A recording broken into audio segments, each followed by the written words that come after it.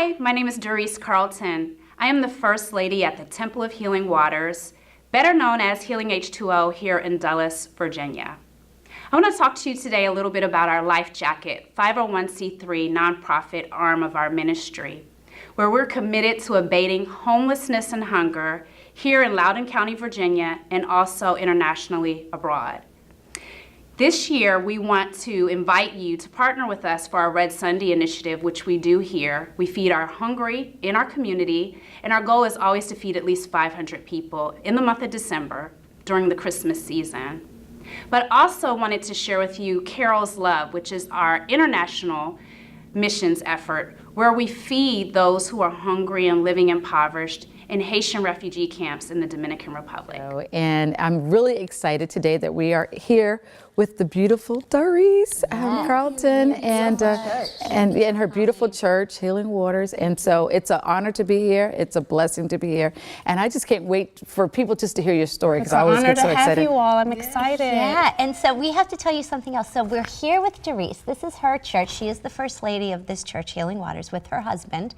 What is your husband's name? Pastor? Chad Carlton. Chad Carlton, and we are here in Ashburn, Virginia. The other thing we're trying to do is get out and about. That was our other name, Out and About. But we are out and about. And let me tell you, we always pray, you know, like, what should we wear? How should, well, I never pray how I should do my hair, because my hair is always the same.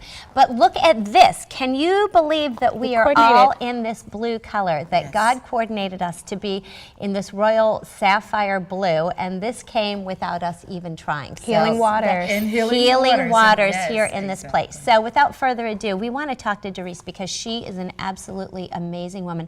She has her finger in so many pies, and she is doing it all successfully for the glory of God. She has a mission down in the Caribbean.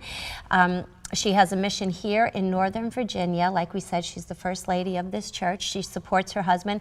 She is a career woman and had a huge career, and we want to hear all about that. Before, when we were off camera, we were hearing all about her pregnancy and her big belly and her twins. And that was a miracle. She's a mama. Yeah. So, Teresa, you know, what is on your heart? What do you want to talk about first? Well, I think for me, as I was really meditating about the show today, one of the things that came to me is that I think so often in life we go through the motions, and we all, especially as women, can get caught up into just our daily routines. And I just wanted to encourage someone that it really, for me in my life, was at the moments that were the darkest that God really called me forth and really showed forth His greatest power through me and even in me, as I began to think about some of my accomplishments, which definitely wouldn't have been without the Lord. I thought about how many of them were birthed at the darkest hours in my life. We were talking about my pregnancy and how I was told at a very young age of 26 that I had cancer. The same day I was laid off from my job that I loved, dream job. right around the corner from here. I could walk there. And so at 12 noon I was laid off, and then at 2 o'clock I was told by one of the top doctors in the Washington, D.C. area that I had a tumor inside of me that needed to be operated on, and that I probably had cancer, newly married, 26, and that I probably would have to have a full hysterectomy and never would have children. So as I look over my life and even think back to all these things that have occurred, it was in those hours where God really brought forth and showed forth His glory the most to me. When you're at your weakness, that's. You know what my question to you too is though, just how did you all really even just start your ministry? How was that birth? Interestingly enough, it was at one of our darkest hours. I had quit my job to stay at home with my son, and my husband was the full-time breadwinner, and he had a very high-powered job at the University of Maryland. And it was interesting, just a testimony of God. He was called into a meeting about some things that had occurred, and he said the Holy Spirit spoke to him and said, "Do not say a word." And he knew that what was being accused of him, he had not done. He was not guilty. And he said that he heard God so clearly say not to say a word and not to try to defend himself. Well, to make a long story short, he was let go. And I'll never forget it because both of us were educated, both of us had great jobs, and both of us had made a good living for ourselves and really didn't have to think about financially balancing a checkbook or anything. But it was at that time where we really had to lean and trust God. And so for a year or so, neither one of us had work. God met every need. Wow. Here we are with a new baby. And it was in that year where we lost our pastor. And in that year, the Lord called my husband to start a Bible study out in this area. I had so many friends and family in this area who had been pulling on us. And I never thought I'd be a pastor's wife, never dreamed of it. Actually, before we got married, I told him, I said, you know, I could not be a preacher's wife, pastor's wife, because I knew he was called to ministry, but he was like, no, I'll just preach at other people's churches. I was like, cool, because I don't want to be like a leading lady. But in that dark time, God really called us forth. We started a Bible study at a library very close to here, and for a year we just had Bible study.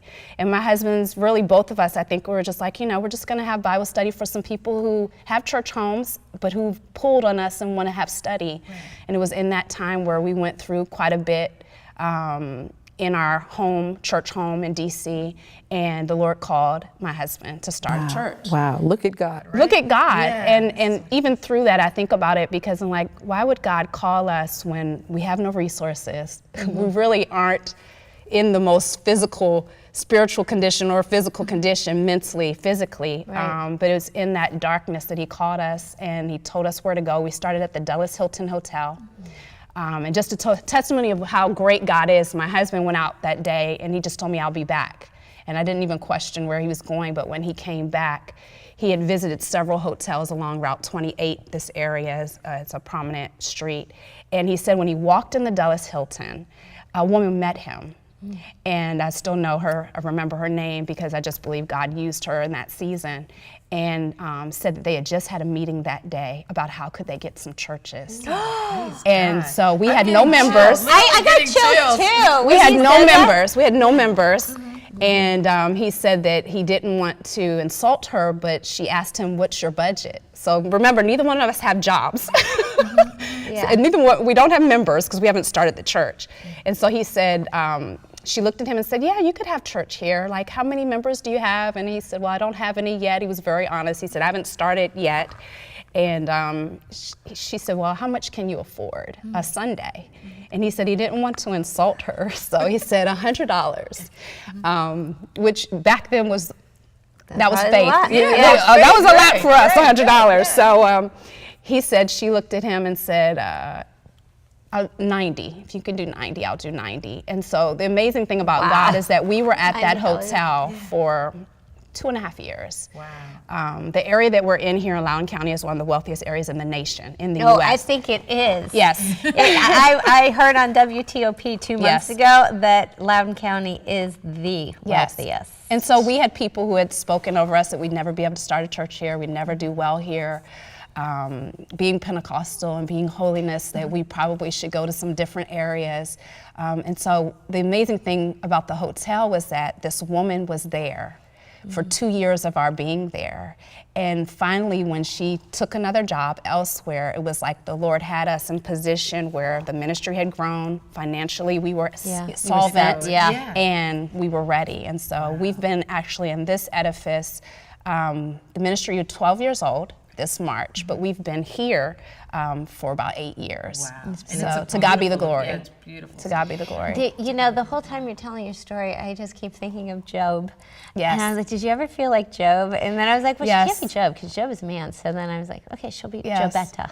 You know, so, but did you ever feel like that? Yeah, there are so many times where, you know, I think that the misconception is as believers that everything's good and you look good, so everything has to be good. And so, but, you know, those of us who have really called to ministry, there's a process, there's a pruning, there are different seasons. And I think when you're saying during those times as believers, that's when we have to lean on him. That's when we lean on him the most. And that's when he's totally picking us up, and we have to rely and totally have faith. You know, I was just reading a scripture, not really scripture, but just reading the word the other day, and they were talking about when sometimes when things come up, we try to overthink things and we try to figure it out on our own space and being, but we have to put all our trust and faith in God, knowing that He is working it out. And it doesn't say that you don't think about things, that there is a balance to it, but you just have to put all your total faith, and that's your storyline. Yes, that is my story. Well, That is my story.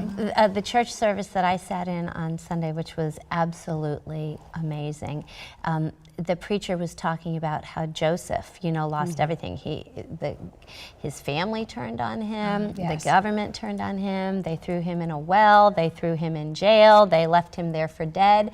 Nobody was helping him. But the whole time, Joseph said, God, you're with me. Yes. You are with me. Even in my darkest hour, you're with me. And sometimes we look at this crazy world that we're living in, and we have horrific things happening right in front of our eyes, right in front of us, behind us, on either side. Yes. And a lot of people are saying, God, where are you?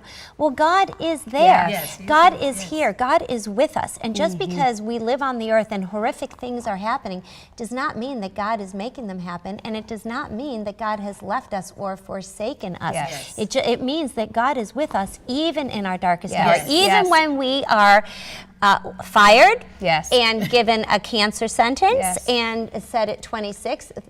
Congratulations, you're newly married and you'll never have children. Yes. And how many children that's do you hard. have? 3. Praise God. Carried twins. I say they're my miracle babies because I carried twins. Got into 7 months of pregnancy, and they even then tried to speak that they may be born stillborn. Ugh. And I remember calling my mother-in-law, who's a prayer warrior. I left out of the doctor's appointment. Those moments where you're just like, okay, this just, Lord, why me? Why would they say that? And I remember she just encouraging me and said, we are not receiving it. No, absolutely not. Yeah. But You have to stand strong and speak His word on things. And so it's they were really born both over 6.5 pounds, healthy babies, no NICU, no nothing. And so, and they were early. They were early, yes. And we were laughing off camera because she said that during the surgery, one of her fallopian tubes was wacky and the other one was floating. So one's not even attached and one is wacky. She's like, so, but God can use anything, and God can work miracles. And then the other part of that sermon on Sunday was Gideon, how he was going up against the big army of 100,000, and God had called him, and basically God was saying, I'm going to do this through you. And it's like your husband walking into that hotel and really not even having the $100 because you guys hadn't worked for a year, just because the finances weren't there. You didn't have anything, and sometimes God, He will show he does, not sometimes. He does show himself faithful when we have lost everything. And Gideon, God was like, cut down your army, have them raise their hand. Whoever's afraid, send them home. That was like the majority of his army. And then go down to the river, and whoever, I can't remember if it was whoever sticks their head in the water, whoever laps it up. Do you remember? Because I can't remember. I just heard, well, I just heard it. But anyhow, those had to go home then. But you know what, though? He had to be obedient through the whole process and listen, and that's, I think that's so important. And he showed up with, his army was nothing, but the Lord told him, take the glass, break the glass, blow the trumpets, and then the army started fighting against itself, and they won the war, and they didn't even sweat. Gideon's army didn't even break a sweat. They didn't even try. Sweatless victory. Yeah, it was like, oh, that's a book, isn't it? That's a book. Good title. That's a book. So look, I want to hear, because I love all the things that you're doing. You talked earlier about the Caribbean and our local community. Tell me about Carol's Love. Carol's Love. We talk about stuff being birthed out of dark places. It was interesting that I have to always preface this because I refer to her as my aunt. Okay. But I think one of the miracles is that this woman, from the time I was born until her death, which was about 3 years ago, just adopted me as her own. She never had children. Her mom and my mom's mom, the families grew up next to each other. Her mom had a family of 10 kids. My mom's mom had a family of 7 kids, and so that's kind of how the relationship began. My mom being a single parent, Carol kind of just came in whenever she needed help. My mom had to work and couldn't be with me. She was just always there. She never said no. So grew up with this woman who I refer to as my aunt, but really as I look back and really began to think about it, I said, what a miracle that I had a Carol. Yeah. And I talk about her all the time like that I had a Carol, that I had someone who wasn't blood kin to me, but who just adopted me and was sold out, so much so that she wanted me to be successful. She just poured so much into me. And so it was 4 years ago when I went to a doctor's appointment with her in July, and she had been having trouble walking, and she was very fit, good health. Worked at the University of Maryland and would park and try to get to her office, and it would take her a long time, and she was in pain. Yeah. So went in for a routine doctor's visit, and the doctor instructed her that she wanted her to get an x-ray, and it was at that point that she saw, the doctor, that there was a hole in her bone, in her left leg. So my aunt was very, very concerned, and so I went with her on her first doctor's visit, and I'll never forget the doctor pretty much pronouncing that there was nothing good gonna come of it. And I remember as a believer saying, how can you be so sure? And he said, oh, well, I've seen this so many times. Anytime there's a hole that big in a bone, it's just not good. It took a year for my aunt to pass. And during the year, I say God was truly working on me and working on her, because my aunt had pretty much turned her back on church and on God. Because of a history in her childhood. Okay. And so someone in the church had damaged her and hurt her, which I didn't realize until she much had later. lived this whole way. Yes. Okay. So here's someone who really was an angel, who was truly sent by God and being used of God, but who wasn't churched, who didn't go to church, who really wasn't a believer.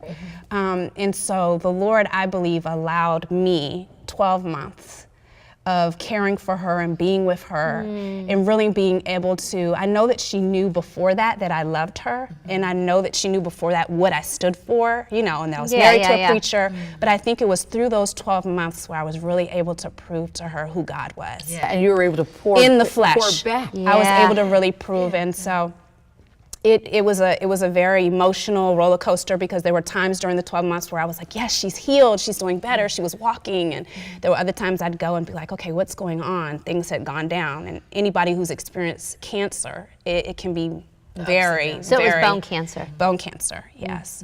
And so we went through chemo, we went through radiation, and then finally, by July of the following year, she had passed. But one of the amazing things as I look back, because for me, I was very selfish in that I'm praying, God, heal her, prove yourself strong to her, and so what God really did in that is he proved himself so strong to me. And it was through her death. She had a 24-hour nurse at that time, and she had called me and she said, your aunt just passed. And it was interesting because my husband was out of town and I had the kids. And so I just rallied everybody up and we drove over, cross country, I call it, but from Virginia to Maryland, which can feel like cross country, and we drove over. And I remember I sat with her alone until the coroners came. It was the first time I'd ever been with someone who had died, who had been that close to. And I remember as I sat with her, I was just self-reflecting on so much. Oh, I'm about to cry. It just, and it's funny because, there are different things that happen in life that really prove to you who God is. Yeah. And it was just one of those God moments where I was able to just sit with her, and there was such a peace in the room that I had never experienced before with her.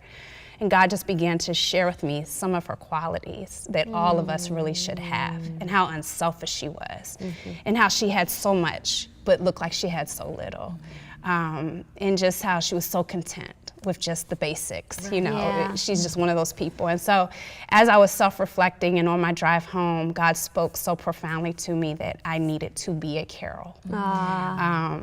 And not just to my children, because that's easy. So often we can bless people who we love or who are family, or bless people who bless us. Right. Oh, she gave me a gift, I can give her a gift. But really called me at that moment to go and be a blessing to people who, if I did not do it, they would not eat. If I did not clothe them, they would not have clothes. And so that's kind of the quick how that birthed. how that So what are you birthed. doing down in The Dominican Republic. So now yeah? we go annually. This year was my second time going to we feed. And I have several locations that I feed in, but one of the main locations that I've adopted is called Esperanza. And it means hope. And what's interesting is I didn't know that until this trip. And one of the pastors who's partnered with us there, who pastors there, told us. And I said, wow, isn't that amazing? Here I am, bringing hope to hope. Yeah, right. Yeah, bringing hope to hope. And so every year we go, I do fundraising leading up, and my goal is to feed. And so this year we were able to, in that particular location, we were able to feed 500 children. But during the entire stay there, we were able to feed this year almost 1,000 kids.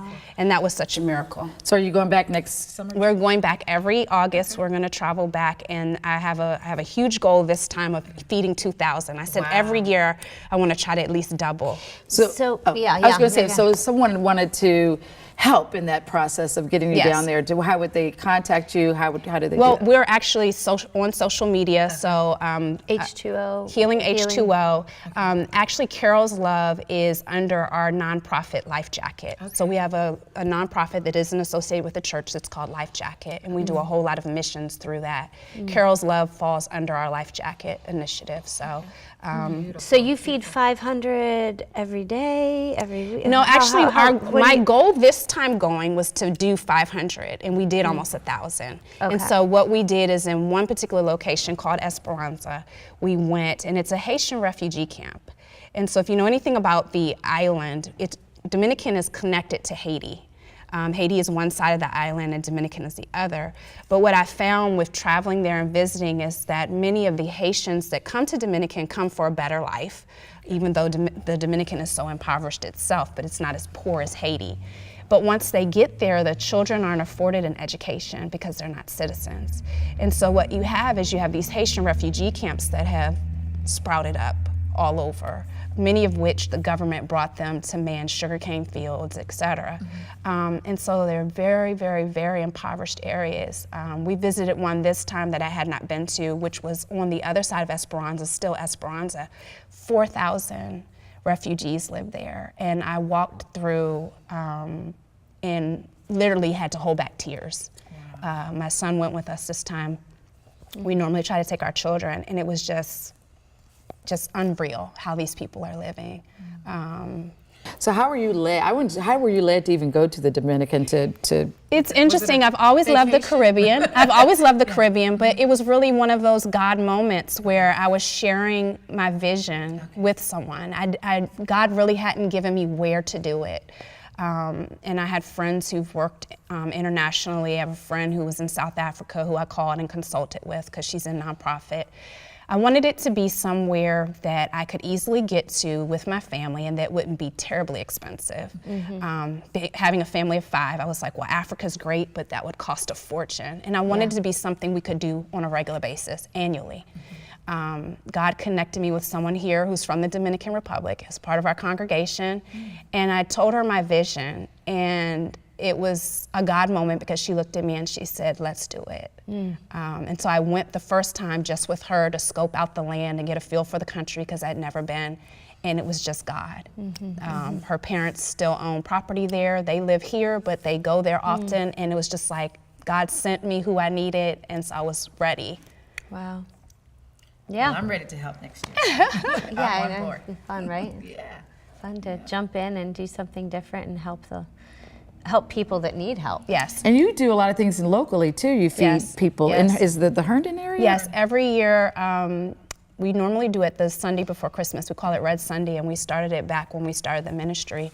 My husband was led to feed, and so our goal here is always that we feed 500 hungry people. And so we always typically take it to Herndon.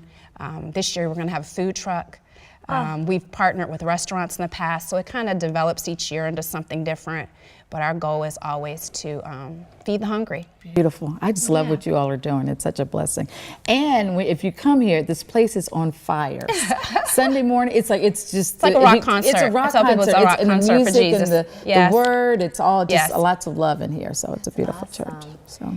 Sounds great. Well, you really are doing an amazing work. Thank you. Here in To Northern God be the glory. Virginia. To God Yes, be the and you're glory. absolutely beautiful. Bless you. And Bless your you. heart is beautiful. And we have a little secret. She studied opera. She went to Duke Ellington, and we had her singing off camera earlier. And Dedra, if Dedra finds out that you can sing, you will We're gonna sing, and she has You a will beautiful sing. So don't tell yes, Dedra. You have, Don't yes, tell so Dedra. don't tell Exactly. Dedra unless You you don't want get to called sing. out. Yeah. But your voice is absolutely beautiful. you. Your spirit is absolutely beautiful, and God has really blessed you, and you're doing a mighty work. So, Dedra, thank you for setting this up with the It's I'm telling you, I love what you all are doing, and I'm just so proud to know you all, and that, you know, that you're just letting God lead you, and you're doing mighty work. So Bless you. Bless you. Yeah, so thank you for allowing Thank us to you. be here, and we Thank just you. pray blessing, continued blessing on you and on this church.